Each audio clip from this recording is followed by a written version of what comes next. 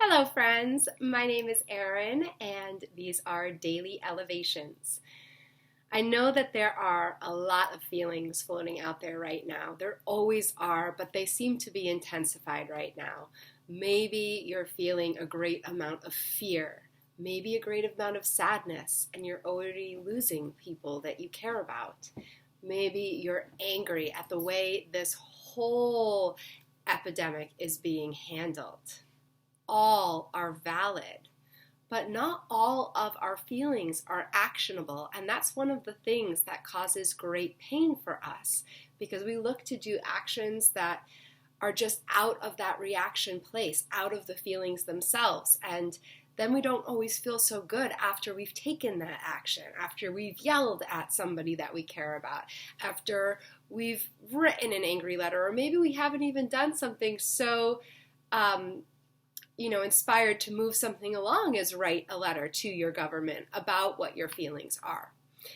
So I wanted to talk to you about a practice that I spent 2 years in deep contemplation doing when I lived at Kripalu Center for Yoga and Health with the volunteer program. I was an intern there.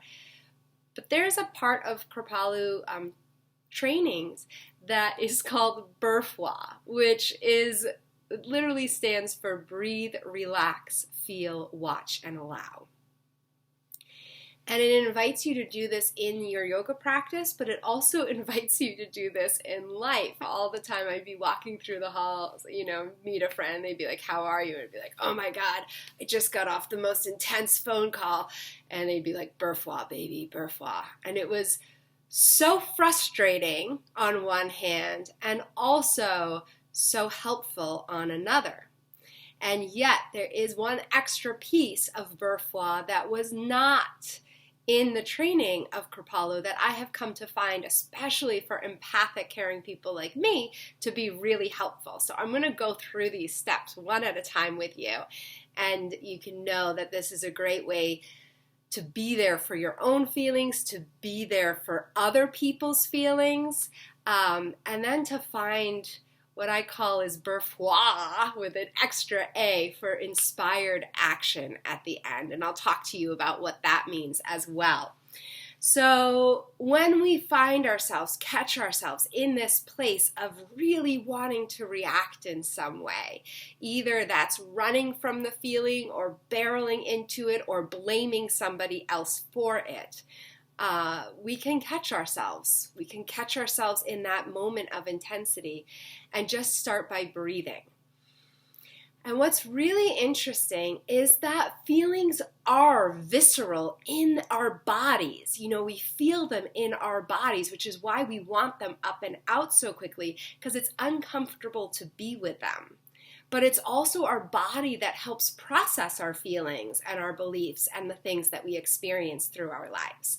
So when we can just first find our breath, find the present moment again, we are a little more connected to who we are rather than who we are in reaction. Relaxing around the feelings. When we relax, we really create a little extra space for things to be. Extra space allows us to be able to see things more clearly when we're in it. When we're having that feeling and we're running on that feeling, all we can see is what happened and what feeling that we're having. When we relax, we can start to see other people's perspectives. We can start to have more space for what those feelings are, but also feel ourselves separate than this moment. And that moment is just a moment, a feeling. And we can relax into that greater experience of who we are, which has the full range of all feelings, good and bad. The invitation next. So breathe, relax, feel what is present. Can you actually let yourself feel anger in your body? And what's really interesting is that you'll notice that the physical sense of our emotions moves very quickly.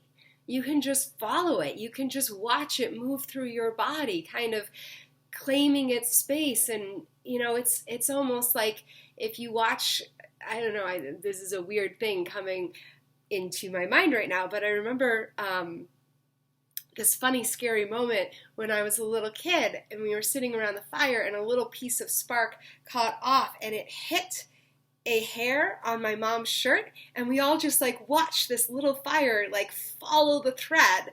And we were all waiting for her to go up and smoke, and it just followed that thread, and then it disappeared. It went out on its own.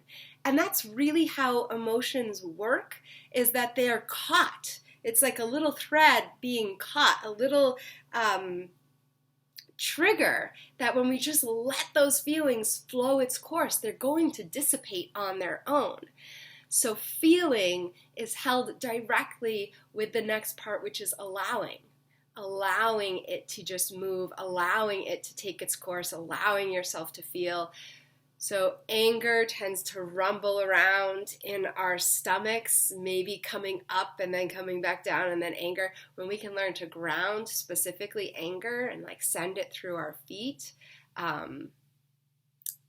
that's a powerful thing to do with that. Grief tends to more start in the heart and want to come up and out with that emotion. So feeling that and allowing that, maybe allowing some tears.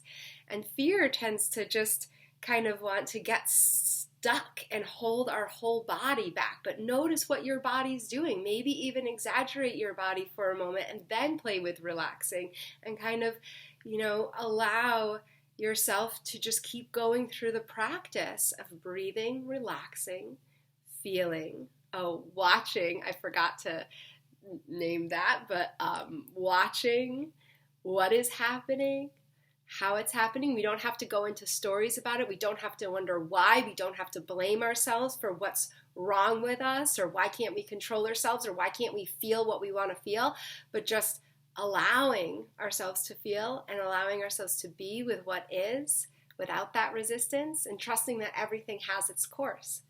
So breathe, relax, feel, watch, allow.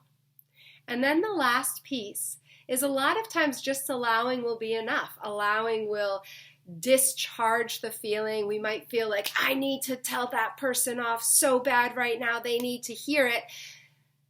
But after we go through our process, we might realize that there's really nothing that has to be done. We just needed to have our experience in that moment and have it fully.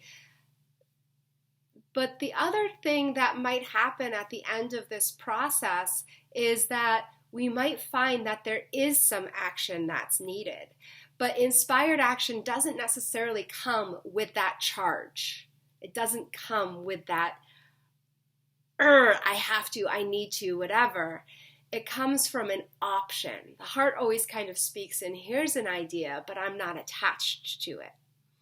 And when we can learn to follow through on those ideas that we're really not even attached to energetically, emotionally, then we have that place of power to stand in and to actually create change, not through reactivity, but in responsibility for ourselves and for how we know we can make this world a better place.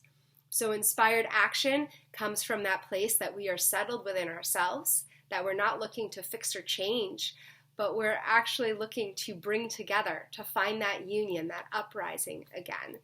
And there's always the inspired action of just not engaging.